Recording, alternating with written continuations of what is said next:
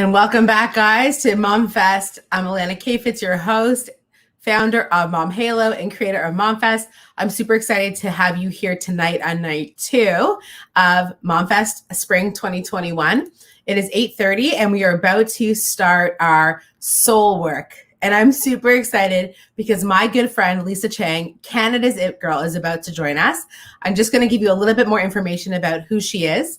And I hope you enjoyed your networking time. I hope you have a drink in front of you. I have 4 drinks in front of me. I have 2 cocktails, a beer, and a water. So I'm going to take a sip of my water here. I believe in a balanced life, right? Water and a cocktail. So without further ado, a little bio about Lisa Chang. And I'm super excited to introduce her. So television host and guest expert Lisa Chang is quickly becoming a media powerhouse as the new It Girl, IT, girl in town. Following a 20-year career in the info tech space, Lisa landed the coveted host spot in 2016 on Today's Shopping Channel, formerly known as The Shopping Channel, and has never looked back. It was here that Lisa found a dynamic way to connect and inspire her audience by always keeping it real. She is known for unapologetically sharing her varied life experiences, including new motherhood, marriage, incorporating work life in the tech field, being a woman of color, and her own health and wellness journey. After a short time as the host on the Shopping Channel, Lisa went on to join other major national television networks as a tech expert. Those networks included Cityline, Canada's longest running daytime television show, Breakfast Television, just to name a few.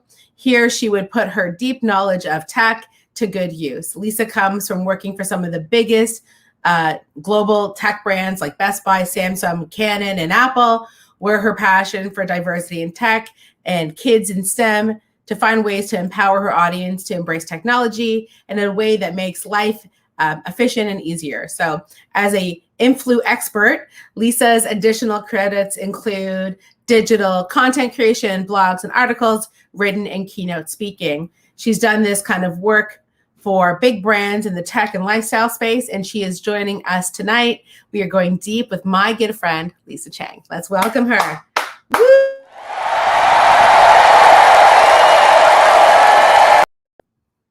Oh.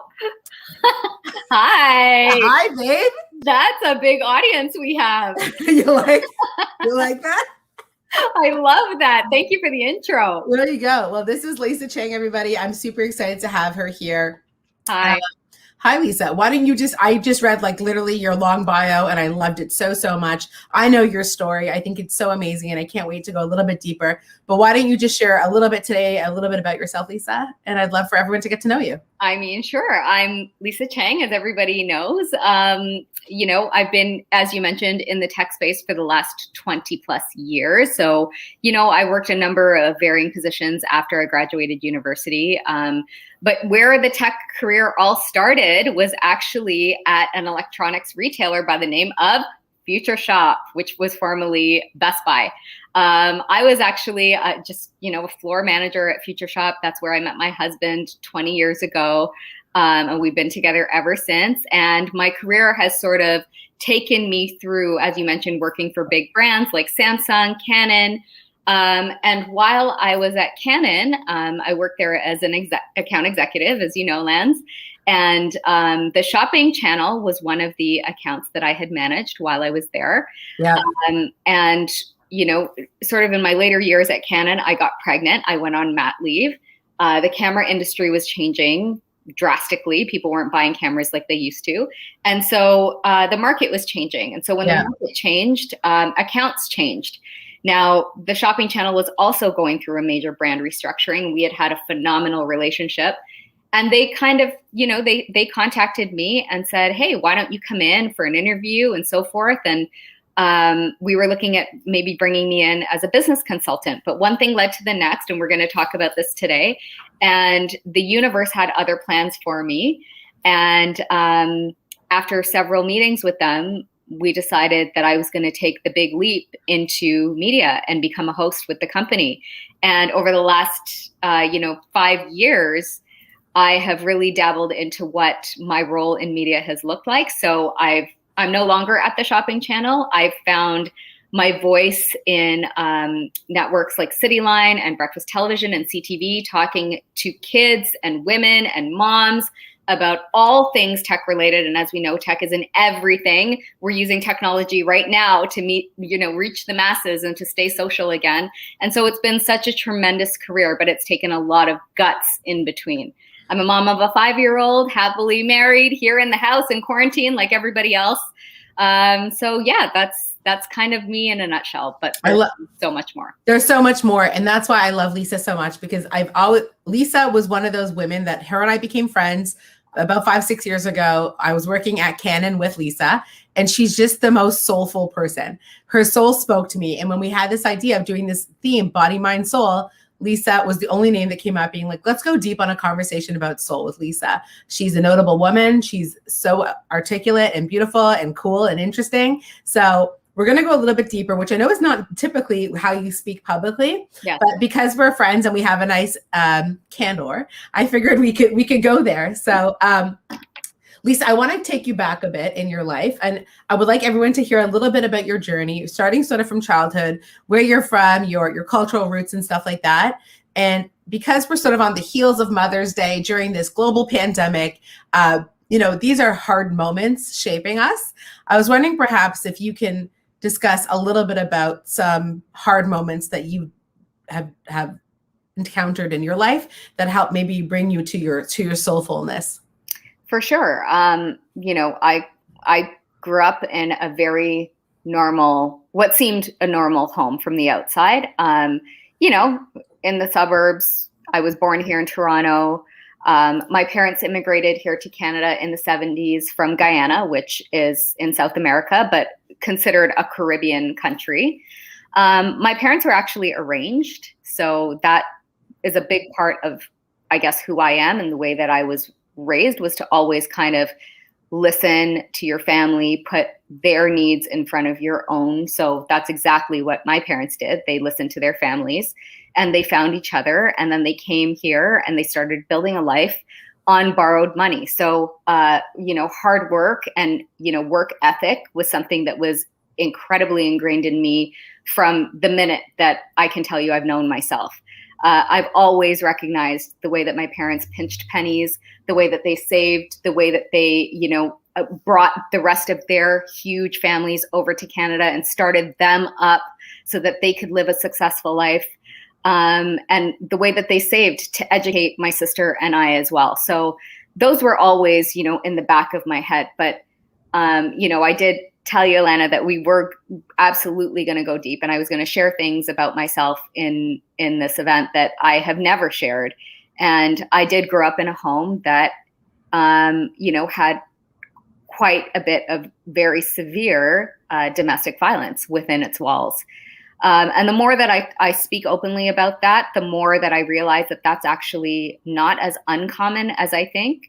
But at the age of 4, there was something very traumatic that happened in my home, where, there was a domestic violence incident that happened between my mother and my father. And my dad was actually, he was arrested and he was taken to jail. Before that incident, I don't remember anything in my life. And so as I moved through my life in my younger years, in my high school years, in my university years, and then even into my career, what's interesting about me is that I never realized that this was the foundation of everything that shaped me moving forward. Yeah. My dad going to jail didn't last for very long. My mother, being the victim of that, actually brought him out of jail. So she bailed him out. He went on, into a probation period and had to go through counseling and so forth. But there was a lot of brokenness in our family, which never really healed. So observing my mother and the way that she dealt with that was also something that had a profound impact on me. So on the heels of Mother's Day, what I can tell you is that there has been an incredible journey of sort of uncovering how that event shaped my life, and also how to get through recoding my own mind around what I was capable of, what this voice was capable of, and how to live fearlessly. I love that, Lisa. I think it's so interesting that you say that. I've done some reading about and learning about my culture. I'm a Jewish person with Jewish background, and even though I have no connection to something like the Holocaust, personally, because my parents and grandparents are not from that world, I have gone to Poland and seen the concentration camps. And when you meet a Holocaust survivor, Lisa, I just had an aha moment, and this is why I'm connecting this. You meet a Holocaust survivor, and they'll explain to you in grave detail at the age of 4 or 5 or 6 or 7 their experience sort of going through the war, hiding, surviving camps. And the research shows, from what I know, and you just like put it together, that often our most formative childhood memory is traumatic. And that sets the path for, years and years to come. So your moment where you sort of had this thing happen that was super hard for a 4-year-old to even comprehend, that was a formative moment of trauma that for sure was your first memory. So it's not, you're completely right. That was absolutely your first memory because it was so traumatic. Yes. And it is true that that's happened to people in those moments of trauma, yours being extraordinarily traumatic. And the example I'm giving extraordinarily traumatic, that's when first memories are formed. Yeah, it's interesting because I can tell you every single detail around that day. Mm-hmm. I was playing with a blue ball with my neighbors across the street, my friend. And, when I was called into the house, I was called in seeing, 3 cop cars swarming into the driveway. And to your point, you never really recognize how much that shapes the coding in your head. But right. There was so much that happened as a result of that, hiding what happened, making sure that we maintained a perfect picture to the outside world, keeping quiet, not rocking the boat. I had a very close relationship with my dad, so getting his approval and then everyone else's approval as well also had tremendous impact on me. So it was like this ripple effect of, who I became, but then what ultimately came to a complete halt, 10 years ago, had me take a huge step back and face myself in the mirror and just go through this complete reemergence. Right. So let's talk about that a bit, Lisa, because that was a nice segue, actually, let's talk a little bit about the present. So tell us today, you're a woman in media, you're intersected really, I think, in this like motherhood identity, media rising star /star, really coming forward recently, I find, with conversations around race in your career. What's holding space in your heart? What happened 10 years ago? And if you wouldn't mind sharing, we are really trying to have this sort of very soulful, rich conversation. And you're bringing it, just share whatever you feel comfortable sharing, and really just giving us a little bit of a behind the kimono moment of things that are giving you pause right now. What's holding your heart? So 10 years ago, I was living a life according to everybody else's expectations. I was with my husband, but we were trying to, again, get engaged at the right time, get married at the right time, start a family at the right time, making sure that everybody approved. And it was just sort of this, I guess, hurricane of events that were happening around us, around our job, discovering who we were. We were young at the time. And we got engaged really young, and that engagement completely broke up. It dissolved. And when that happened, you're ending a relationship that's 10 years in. I was living in my parents' home. I decided, it was time for me to completely break out and be free. So I started investing in real estate at that time. I moved out. It was a very short time until my now husband and I got back together. We got re-engaged. But what was interesting about that is that I also changed careers, and that's where I found myself working at Canon. Throughout the entire time that I was in the tech industry, I was always one of the only females, the youngest, the only person of color on a team that was, again, male dominated, men that were in the industry for decades before me. And here I am, I come in sort of small framed, woman of color. What do I know? Right. And so I'd always had people doubting who I was. So for me, career-wise, I always had to push forward. When I got into Canon, it was sort of the same thing. But I had always a very successful career because I would push past any kind of limitations that were put in front of me. 10 years ago, I went through almost like a bit of an identity crisis because I didn't want to work the average 9 to 5. And I just felt intuitively that there had to be something more. And around that time, I was feeling extremely lost. So as I explained to you, Elena, I had started going to therapy because I just didn't know anything about myself. And I met, an incredible Aboriginal healer by the name of Janine. And she introduced me to meditation, to drum healing, to really just going inside and listening to my inner self, to going back to that moment when I was 4 and just reliving all the moments in between, all the chapters in between. And fast forward, I had taken all of that inspiration and all of that healing, and I started to realize that empowering other people was really what I was supposed to be living for, just spreading that message, especially to women. So I started taking care of my health as well, because my health also was failing. And you'll start to realize that, when one part of your wheel is off. So what I mean by wheel is, you have your family, you have your friends, you have your social life, your finances, your job, everything about you, your spirituality, all of that makes up a wheel. And if one part of that is off, that wheel goes flat. Yeah. Yeah. So there was many parts of me that was going flat. And so in healing myself physically as well, I started to wonder, well, maybe I want to dabble in the fitness industry. Maybe I want to dabble in the nutrition industry. And so I started to go through the process of uncovering what lit me on fire, like what actually ignited me from within. I loved to speak to people. I loved to connect with people. So, when it was time to start planning a family, all of these things were happening where I was connecting so deeply from within. And then when I got pregnant with Zabe, it took that intuition and that, I guess, my ability to speak closely with myself to a whole other level. When the shopping channel came forth, I decided that I was ready at that point to really take a risk in my career. It was something that I had never been trained in a day in my life. I'd never done media. But I was willing to just learn the ropes, and I knew that it was going to be hard.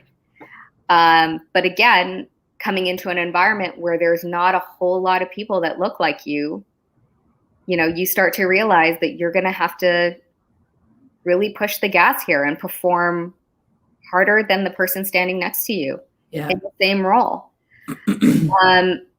So that, in getting a lot of doors in front of me, a lot of obstacles in front of me, and having to break through those doors constantly,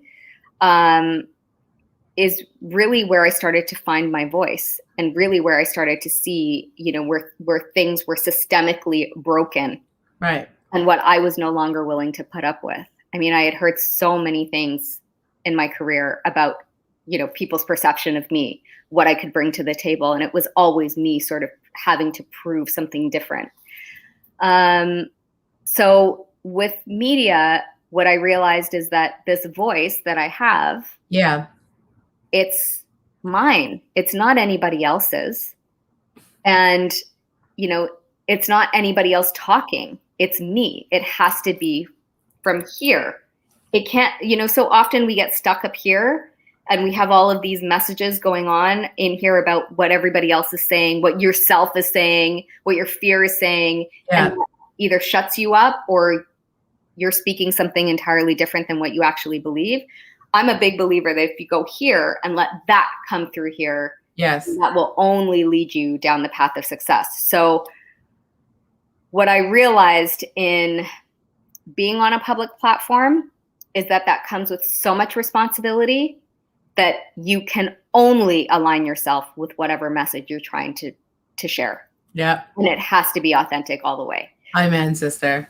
So that's what I'm holding space for right now. Yeah. Continue to get really loud on, again, systemic inequality, what diversity actually means, because in a lot of cases, people embrace the concept of diversity, but that turns into division, Mm-hmm. and it's no longer inclusive. I want to talk about getting women involved where they're not involved. I want to talk about body positivity and, leaving judgment at the door, because so often, especially in the world of social media, we allow ourselves to feel okay judging somebody else and the way they live. I want to get really loud about that. I just really, at the end of the day, want to inspire people where it matters. And so that is what I'm on now. I love it. And I think you said so many things that are so interesting. We had a conversation this morning with Dr. Tanya Kotler, and she talked about that sometimes when you don't deal with something that's happening, the manifestation comes in the body, right? So the body will uncork, right? Like you will unravel, you will become unhinged in some manner. I'm sort of not her words exactly. I'm sort of taking the Alana spin on what I heard, but I'm hearing you say that too, Lisa, which is like the body, mind, and soul are so deeply connected. And for you, right, you're having these aha moments where you understand that you are a mission-driven woman. Like you can only be one way, which is yourself. And I find for a lot of women, Lisa, it's actually quite often you get hit by the Mack truck of parenthood. Yeah. And it's shortly after that where you're like, holy shit, I can only be me. I can't be anyone else because that's exhausting. Right. I can only show up as me. So, can you tell us a little bit about your motherhood journey, just given the audience? It wasn't really in our notes, but let's talk a little bit about parenthood or motherhood. How is that presented for you in your soul work, having a child after your sort of experience very early on with sort of some of those traumatic moments? Go for it. So much to what you're saying, I had pushed down and pushed down and pushed down so many events that were manifesting in my life where at the end of the day, my body and my soul and my mind and everything just kind of gave up. Yeah. So when I was going through, my health challenges, intuitively and spiritually, I knew this is time to really get it correct from a holistic standpoint. So I started eating clean. I started training, really hard, taking care of my body, getting educated on my body. And through the form of meditation, I would feel this I would feel a child spirit, like a little soul around something, just very innocent.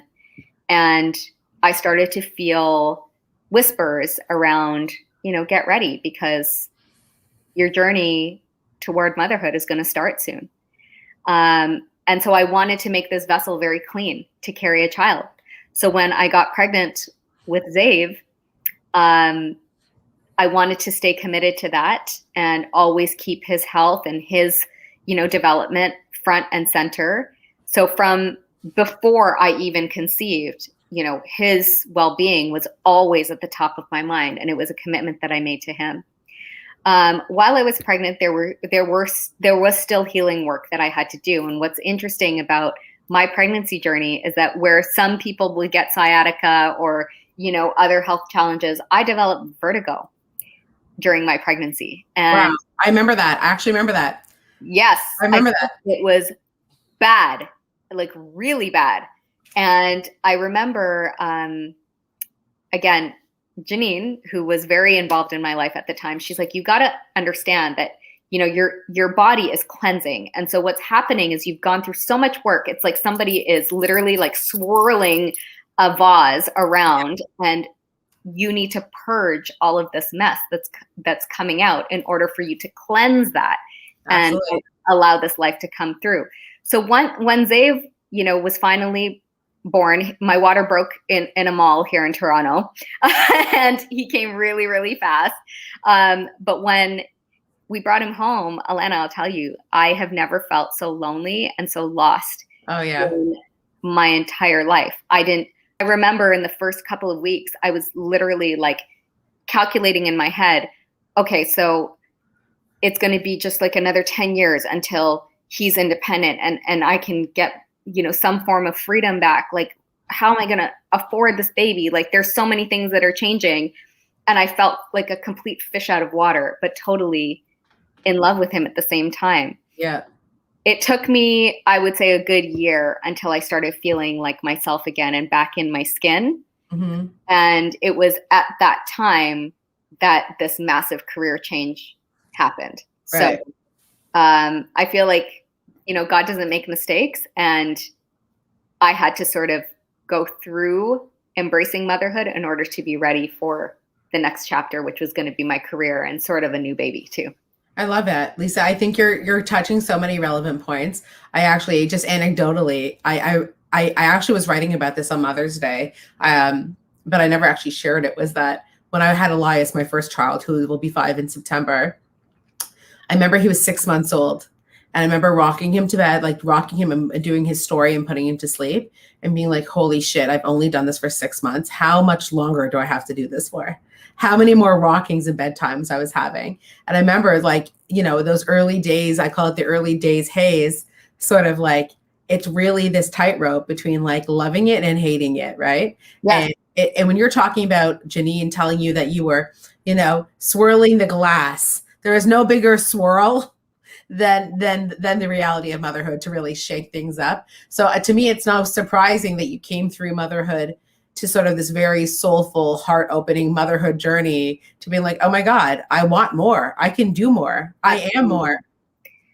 You know what? And it's so interesting that you should say that because, again, we talk about having a second all the time. And I would love nothing more than to have a second. But then there's all these fears that go through my head, like, okay, I'm knocking on 40's door this year.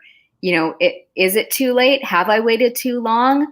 What sort of, am I going to be able to handle it with all of these things that are coming down the pipe for me as well? So, don't think for a second that I don't have all of those same fears, but the same excitement. Yeah, man, I hear you. And family planning is so hard. And if you want to talk about real soul work, family planning is soul work, right? Because Absolutely. It is sort of saying like, okay, bringing another literal soul into this world. And for those of us who sometimes go down that journey, my story is so, also quite unique, but, I'm looking at my kid's ultrasound, like right in front of me. That's so funny. Just right on my desk, stare at me. But like, what a crazy experience to sort of even have to have those conversations, right? And, all the different ways and intersections that we can come to motherhood and not come to motherhood, and the things that we have to sort of outweigh. So I wish you good luck, Lisa, with those decisions because they ain't easy, and sort of that sort of like old joke where you spend your 20s trying not to get pregnant and then your 30s trying to get pregnant, Yeah. So that's what it is for a lot of people, right? Like we plan and he laughs, right? There's different, or she laughs, I should say. Yes. Fluidity of whoever the great divine is, Mother Earth here today with us. She laughs, So we can find moments there that are quite tough. And, at least we're coming sort of to the end of our time already. That was very fast. Let's talk about the future. What's driving your passion? What are you doing right now to pursue your dreams? What's next for Canada's It Girl? You know what? I think the biggest thing that I wanted to share today is just that a lot of times we don't recognize how much our past has affected us, how much that has affected the coding that goes on in our own minds, how much it's affecting our present, and how much it will ultimately impact your future. And, I would encourage everybody to really just sort of take a minute and try and align with what it is that they're really about. Who are they from the inside? There's so much to say about just that one topic alone. And what I can say is that, again, I've gone through moments where I've been led to certain chapters and I've embraced those chapters, no problem. For me, it was always about, being limitless and not living up to the expectations of being average, I think.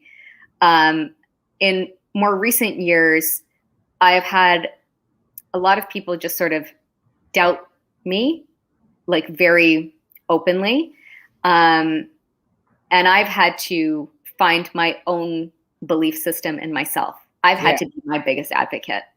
And so in being my biggest advocate, I've learned how to be your biggest advocate. I've learned how to be everybody's biggest advocate and how to make sure that, I'm speaking for the common good and for the collective good.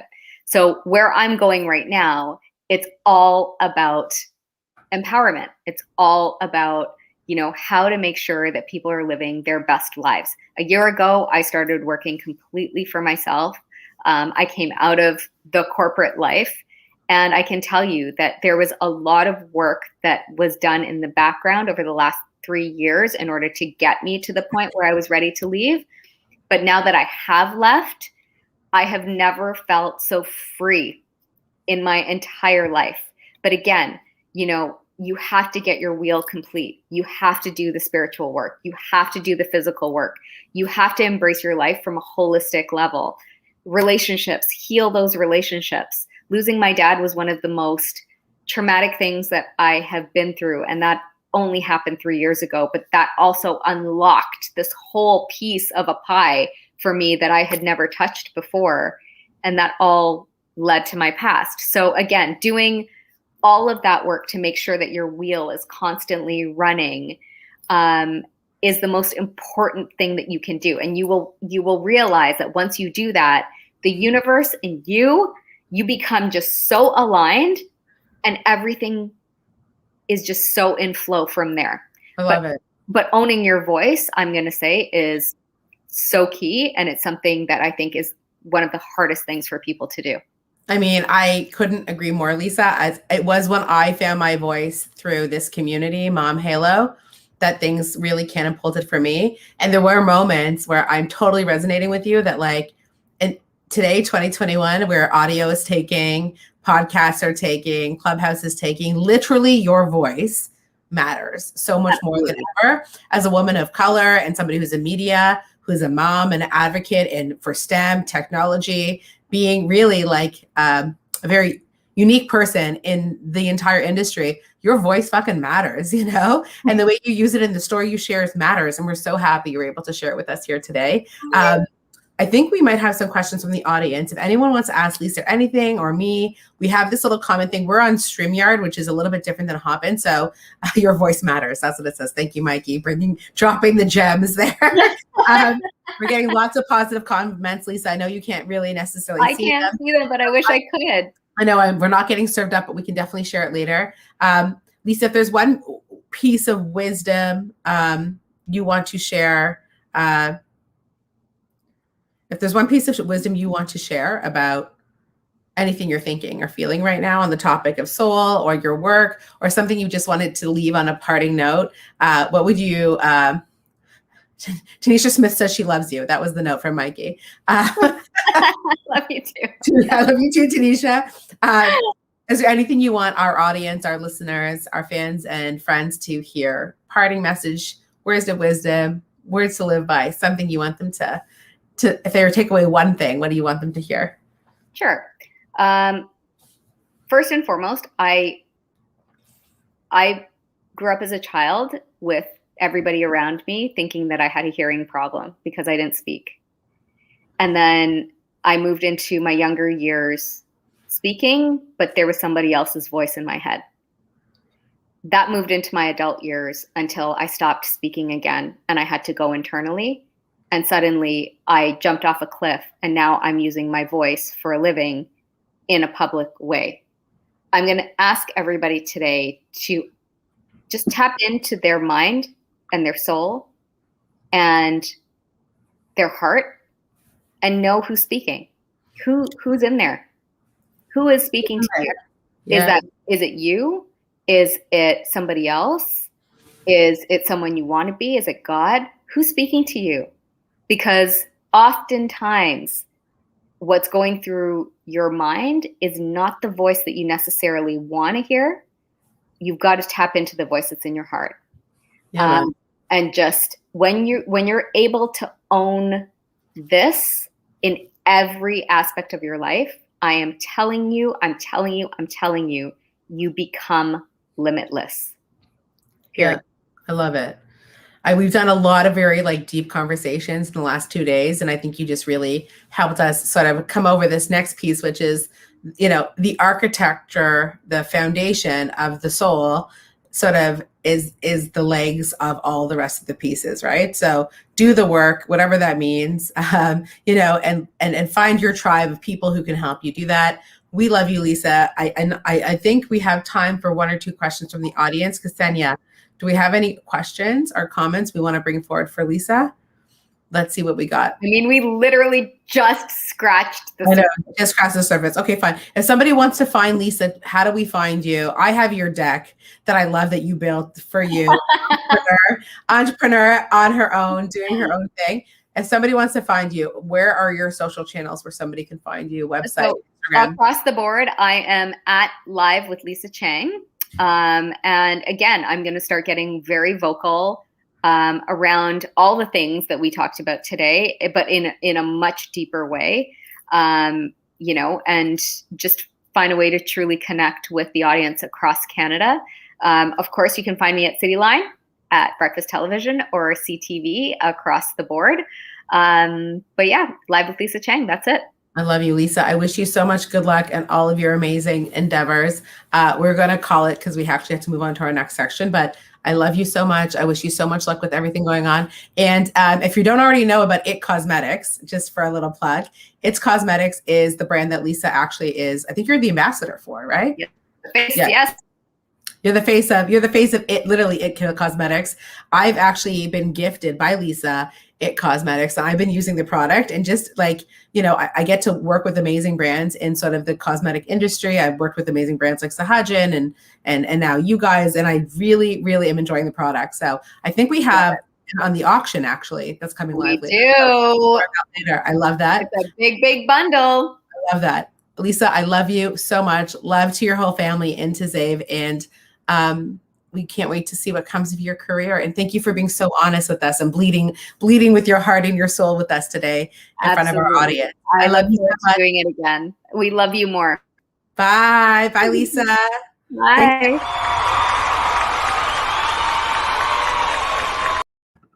All right, guys. Let's give a big Mom Halo, Mom Fest welcome or thank you to our friend Lisa Chang. Wow. I hope you are like sort of vibrating, that you're feeling vibrations in your soul. And we're going to do one commercial break before you can grab some water or take a pee, stretch your legs, refill your drink. And if you want to, you can check out the vendors. But I'm very excited to announce that our auction is live, and I'm seeing some amazing chatter of people bidding on our amazing auction. If you want to go check it out now, it's linked everywhere, but we have some amazing prizes that we're also doing specifically during this event. It's www.32auctions.com/Project Halo. We'll throw that up there in the chat. Go take a look. I believe we've crossed the $13,000 mark. So thank you so much. We're really hoping to make some big money today for Sick Kids Hospital. More on that later. The booths are open. If you see it says live, that means somebody's in the booth. Please go check them out. And I'm super excited because at 9:15, we have our breakout sessions. This is sort of the pick your own adventure part of the evening. And our breakout sessions for tonight include the following amazing topics. So you can go check out Ritu. She's doing a session called You Are Worth It, Nurture Your Mind, Body, and Soul. Susan Crawford, who is a fan favorite of ours, What You Resist, You Persist, honoring big feelings in motherhood with love and compassion. Our friend Alicia Ali will see Let's Talk About Our Bodies. That will be a beautiful session. And we're bringing back to Mom Fest, Get on the Floor with Janet Castillo. She does amazing dance, so please go check her out. We have Lisa Weeks is here, Dr. Lisa Weeks. So Live and Work Smarter, how to tap into your hormonal and moon rhythms to prevent mama burnout. That will be interesting. Lisa is really a very experienced person on that topic. And we also have Regal Jones. Regal Jones, I think it's Regal actually. Mama's Mindfulness Journey, really enlightening. And remember, guys, you can bounce around from these sessions or you can stay put in any of them. And last but not least, we have Heather, who's doing mindfulness break from Health Casa. So please go check out all those amazing sessions. They'll be opening in about 5 minutes at 9:15. And those sessions will be running until 9:45.